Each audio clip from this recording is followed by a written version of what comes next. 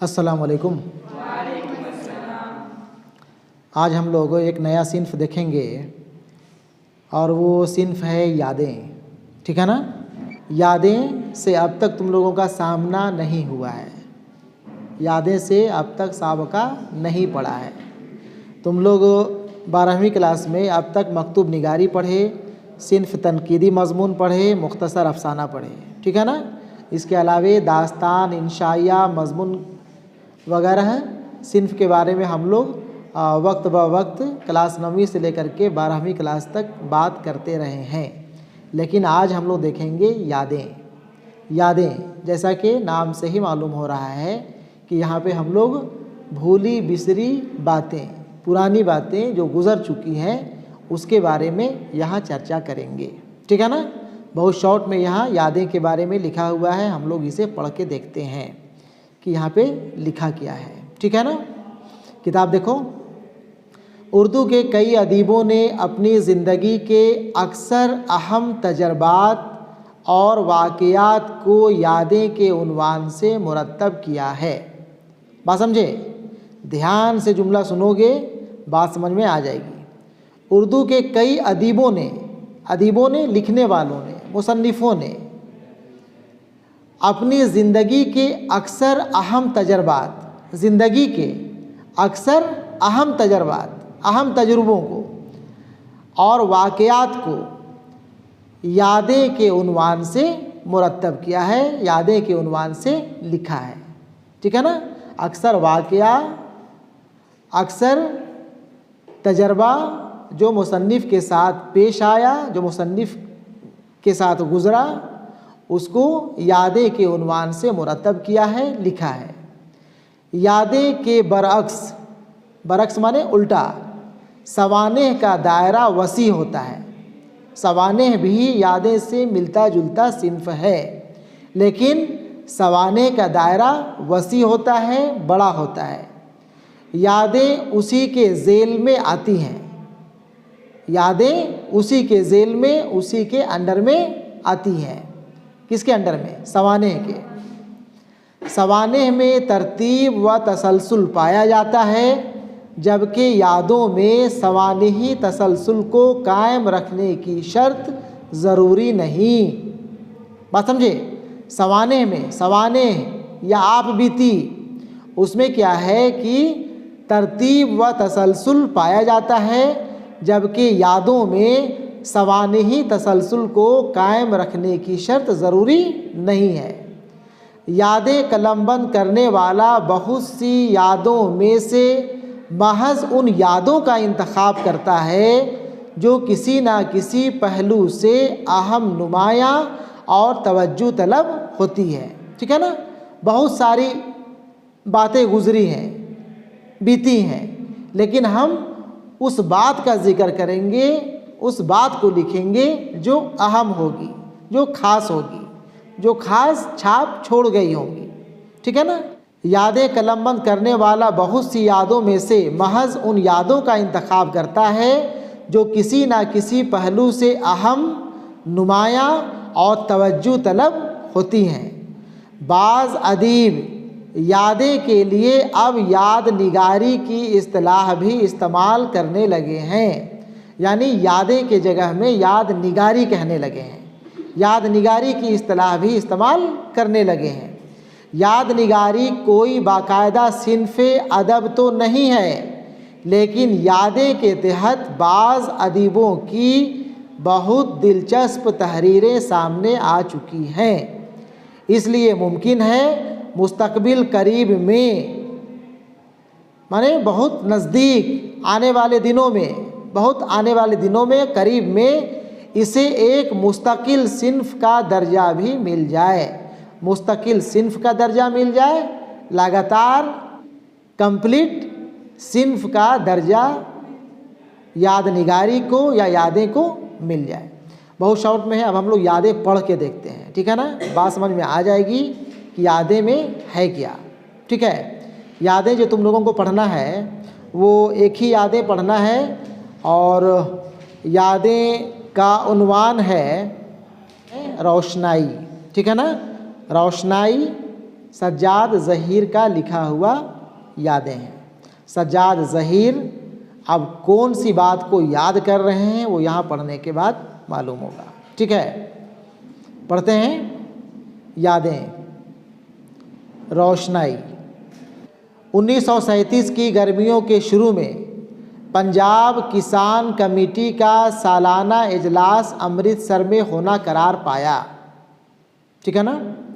1937 की गर्मियों के शुरू में पंजाब किसान कमेटी का सालाना इजलास अमृतसर में होना करार पाया।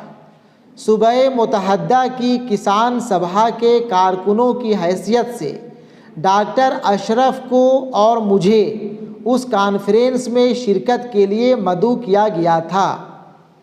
हम दोनों उसके आरज़ूमंद भी थे, इसलिए कि पंजाब के किसान तहरीक हमारे सूबा के किसान तहरीक से ज़्यादा मजबूत थी और हम चाहते थे कि अपनी आँखों से पंजाब के जरी और आज़ादी खाह किसान आवाम को हज़ारों की तादाद में एक जगह पर जमा देखें, उनके इत्तेहाद, ताकत और इनकलाबी जज्बे का ज़ाती तजर्बा करें और इस तरह ख़ुद अपने इनकलाबी शऊर को वसअत दें।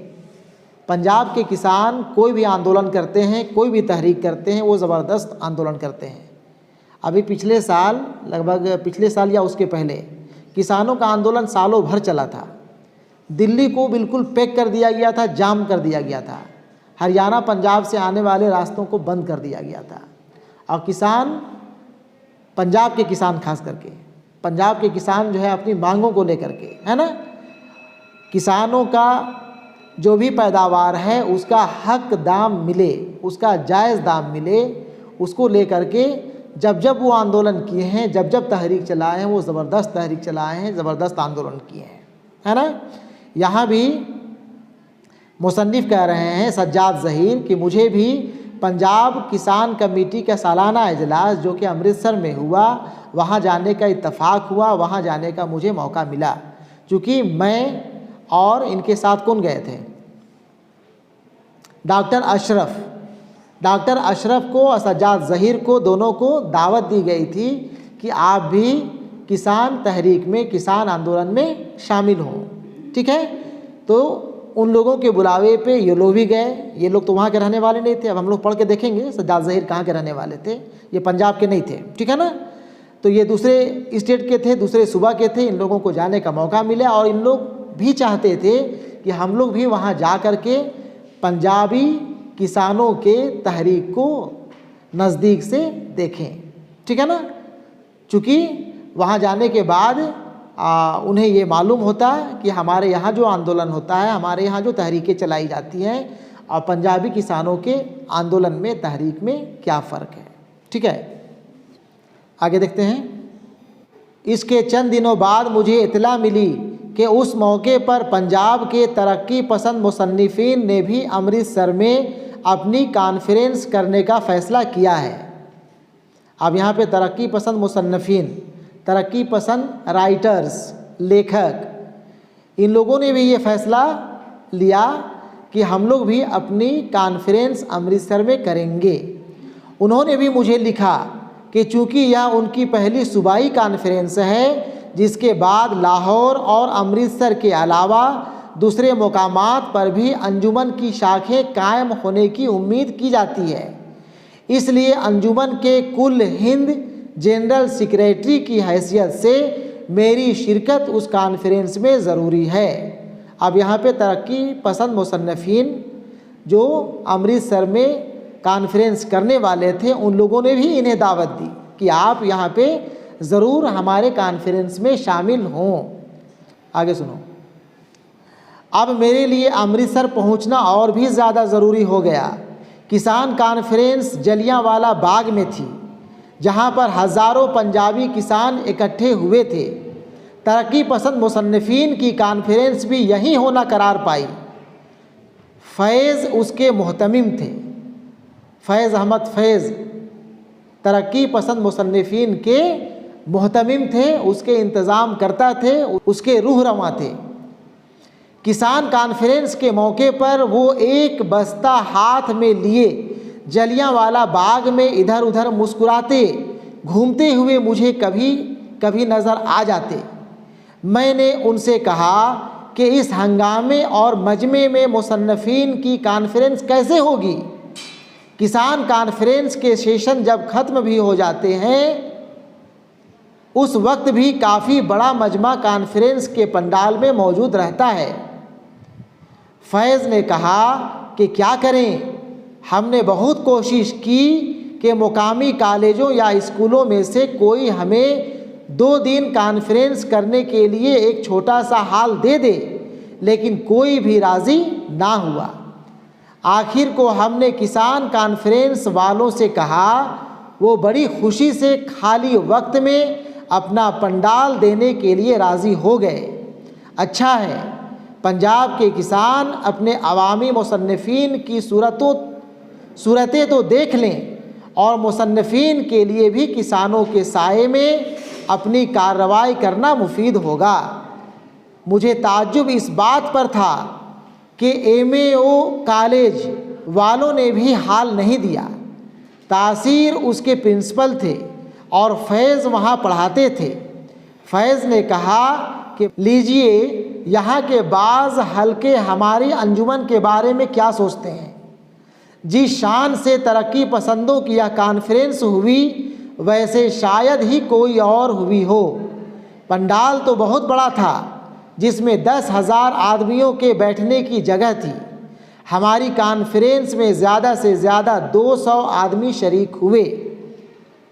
200 आदमी शरीक हुए किस कॉन्फ्रेंस में? तरक्की पसंद मुसन्निफीन के कॉन्फ्रेंस में। ठीक है ना, दोनों कॉन्फ्रेंस किसानों का और तरक्की पसंद मुसन्निफीन का, दोनों कॉन्फ्रेंस एक ही जगह हो रही है, जलियांवाला बाग में ही। जलियांवाला बाग में जो पंडाल बनाया गया था वहीं। इसलिए आखिर वक्त में यह फैसला हुआ कि पंडाल के डायस पर जो जलियांवाला बाग के दरमियान पक्के चबूतरे पर था ही कॉन्फ्रेंस कर ली जाए, सारे पंडाल को हम इस्तेमाल ना करें। ठीक है ना। आगे सुनो। एक दिन सुबह के सेशन के बाद दोपहर को किसान कॉन्फ्रेंस का इजलास नहीं था। उसी दिन तीसरे पहर को मुसन्निफीन की कॉन्फ्रेंस जलियांवाला बाग के चबूतरे पर हुई। ऊपर एक फटा सा शामियाना था और नीचे एक मैली पुरानी दरी जो सुबह के किसान जलसे के बाद और भी मिट्टी में लथड़ गई थी और जिसे कोई साफ करने वाला नहीं था। कुर्सियां या मेज़ वहाँ बिल्कुल ना थीं, इसलिए सब लोग दरी पर बैठ गए। कॉन्फ्रेंस में शरीक होने वालों में सब तो मुझे याद नहीं, लेकिन वो जिनकी सूरतें अभी तक नज़रों में है ये थे। कौन कौन कॉन्फ्रेंस में शामिल हुए थे वो देखो। चिराग हसन हसरत, डॉक्टर तासीर, Firoz then Mansoor, Tikaram Sukhan, professor Mohibul Hasan, Raghuvansh Kumar Kapoor, DAV college, Raghupati Chopra, professor Sant Sangh, Khalsa college, doctor Ashraf Faiz. उनके अलावा पंजाब के कई अवामी किसान शायर भी थे। मुझे ज़हीर काश्मीरी या कृष्ण चंद्र की उस कॉन्फ्रेंस में शिरकत याद नहीं, मुमकिन है रहे हों। उस वक्त अदीब की हैसियत से हम उन्हें नहीं जानते थे। इजलास में पंजाब के दूसरे शहरों के भी नुमाइंदे थे जिनकी कुल तादाद 25-30 रही होगी, लेकिन हाज़रीन की तादाद कई सौ थी जो पूरे चबूतरे पर सिमटे बैठे थे। उनमें अक्सर तालिबे इल्म, शहर के नौजवान, दानिश्वर और वो किसान थे जिनको अदब शेर व शायरी से दिलचस्पी थी। ठीक है ना। अब यहाँ पे तरक्की पसंद मुसन्निफीन में कई स्टूडेंट्स, कई किसान और कई दिलचस्पी लेने वाले लोग भी बैठे हुए थे। ठीक है, आगे सुनते जाओ। इस कॉन्फ्रेंस की रुदाद मुझे याद नहीं, मुमकिन है फैज़ को याद हो या उनके पास कॉन्फ्रेंस की तजावीज़ और बहसों की रिपोर्ट महफूज हो, लेकिन मेरा ख्याल है कि उस कॉन्फ्रेंस की रुदात से ज़्यादा अहम उसका माहौल और उसकी फ़िज़ा थी। मुझे अभी तक याद है कि उस कॉन्फ्रेंस की बेसरो सामानी और बेतरतीबी पर मुझे किस कदर झंझलाहट और बेइत्मीनानी हुई थी।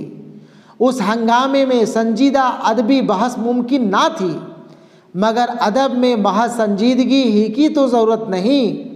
दरमियाना तबके के दानिश्वर जो अपने को आम तौर से तन्हा, कमज़ोर और बेबस तस्वुर करते हैं, क्या मेहनत कश अवाम के मजमे की ताकत से अपने रूह और नफ्स को ताज़ा और जानदार बनाना नहीं चाहते? बूढ़े, नौजवान और दरमियाना उम्र के मेहनत कशों की हज़ारों आँखें चारों तरफ से ताज्जुब और हमदर्दी के साथ जलियांवाला बाग के चबूतरे पर बैठे हुए उस मजमे को देख रही थीं। उनकी समझ में उनकी बहुत सी बातें ना आती हों, लेकिन वो जानते थे कि यह अदीब उनकी तरफ हैं या उनके साथ हैं, उनके दिल में हैं। उनके दिल में यह ख्वाहिश ज़रूर होगी कि काश या ऐसी ज़बान में बात करते जो उनकी समझ में पूरी आती। और अदीब भी सोचते होंगे, अभी हम उनके बीच में बैठ तो गए हैं, लेकिन उनकी ज़ुबान में उनके दिल की बात कहने के लिए हमें और ज़्यादा उनके पास जाना होगा। हुब्बे वतन का वो शोला जो जलियांवाला बाग के शहीदों ने अपना खून बहाकर रोशन किया था, क्या एक ना एक दिन हमारे कौमी अदब की लकीरों को भी ताबंदा ना करेगा? ऐसी लकीरें और ऐसे लफ्ज़ जो आवाम के दिलों में खुब जाएं और उनके दिमाग में उजाला करें और उनको आज़ादी और तरक्की की शाहराह पर ज़्यादा तेज़ी और साबित कदमी से आगे बढ़ाएं। पंजाब के उसी सफ़र में मुझे अल्लामा इकबाल से मिलने की भी सआदत नसीब हुई। पहली बार जब मैं लाहौर आया था तो डॉक्टर साहब से मुलाकात नहीं हो सकी थी। जाहिर है इकबाल से मिलना और तरक्की पसंद अदब की तहरीक के मुतल्लिक उनसे गुफ्तगू करना हमारे लिए ज़रूरी था। तासीर ने अमृतसर में हमें बताया कि उन्होंने अल्लामा से नई तहरीक के बारे में गुफ्तगू की है। उन्होंने उससे हमदर्दी और दिलचस्पी का इजहार किया है। अमृतसर से डॉक्टर अशरफ और मैं लाहौर आए और मियाँ इफ्तिखारुद्दीन के यहाँ ठहरे। मियाँ साहब ने अल्लामा इकबाल से हमारे मिलने का वक्त मुकर्रर किया। हम तीसरे पहर चाय के बाद उनकी कोठी पर पहुँच गए। गर्मियों के दिन थे और इकबाल अपनी कोठी के बाहर एक खुरदरी बान की चारपाई पर नीम दराज अपने बिस्तर का तकिया लगाए बैठे थे और हुक्का पी रहे थे। वो अशरफ से और मुझसे बड़े तपाक और शफ़क़त से मिले। उनके पलंग की गिर्द जो 3-4 मोंढे रखे हुए थे, हम उन पर बैठ गए। हम दोनों डॉक्टर साहब के दाहिने तरफ थे। इकबाल से पहली बार मुलाकात का तजुर्बा मेरे लिए कोई मामूली बात नहीं थी। उनका कलाम बचपन से हमारे जहन और रूह बल्कि खून में रचा हुआ था। कलाम माने शेर व शायरी। छोटी उम्र में जब हमारी ज़बान में लुकनत थी, हमको उनके कौमी और मिली तराने याद कराए गए थे। जो जो उम्र बढ़ी और शऊर आया, मुसद्दसे हाली के साथ साथ शिकवा जवाब शिकवा शम्मा वो शायर के बेशतर हिस्से विर्द ज़बान रहते थे। इंग्लिस्तान की तालीम के ज़माने में इकबाल का फ़ारसी कलाम पढ़ते रहे। मैं ख़ुद जब अपनी ज़हनी और अदबी तरबियत के मुतल्लिक अपनी तालीब इल्मी के ज़माने का ख़याल करता हूँ तो उर्दू के शायरों में अनीस, गालिब, हाली और इकबाल का उसमें सबसे ज़्यादा हिस्सा नज़र आता है। हमारे साथ अल्लामा इकबाल के इल्तफ़ात व इनायत का अंदाज़ ही कुछ ऐसा था कि मुझे जुर्रात हुई कि सबसे पहले उनसे हमें जो इख्तिलाफ और शिकायतें थीं वही उनके सामने पेश करूं और महज अकीदतमंदी की बातें ना करूं। सोशलिज्म के बारे में गुफ्तगू शुरू हो गई। मैंने कहा कि नौजवान तरक्की पसंद अदीबों का गिरोह उस नए नज़रिए से काफ़ी मुतासिर है। वो बड़ी तवज्जो और संजीदगी से मेरी बातें सुनते रहे, बल्कि मुझे मालूम था कि वो इस तरह की बातों के लिए मेरी हिम्मत अफजाई फरमा रहे हैं। फिर उन्होंने कहा, तासीर ने मुझसे तरक्की पसंद तहरीक के मुतल्लिक 2-1 बार बातें की थीं और मुझे उससे बड़ी दिलचस्पी हुई। मुमकिन है सोशलिज्म के समझने में मुझसे गलती हुई हो। बात यह है कि मैंने उसके मुतल्लिक काफ़ी पढ़ा भी नहीं है। मैंने तासीर से कहा था कि वो उस मौजू पर मुझे मुस्तनद किताबें दें। उन्होंने वादा किया था, लेकिन अभी तक पूरा नहीं किया। मेरा नुक्ता-ए नज़र आप जानते हैं। जाहिर है कि मुझे तरक्की पसंद अदब या सोशलिज्म की तहरीक के साथ हमदर्दी है। आप लोग मुझसे मिलते रहिए।